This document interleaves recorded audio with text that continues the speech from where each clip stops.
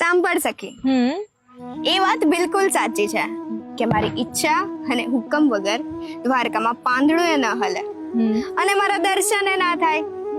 આ તો એના માટે છે જે મને ભાવથી પોતાનો માને છે અને મારા પર વિશ્વાસ રાખે છે. એના માટે નથી જે માત્ર મૂર્તિના જ દર્શન કરવા માટે આવે છે. આ પરીક્ષા તો એના માટે છે જે મને જ મળવા આવે છે.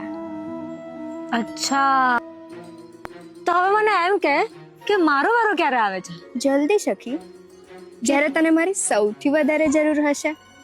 એટલે અત્યારે નથી એમ?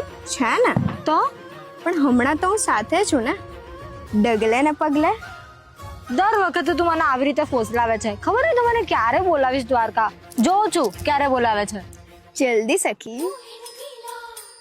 બસ આ જ ઉમ્મીદ પર જીવવાનું છે અમારે સખા. ચલ હવે તને બીજા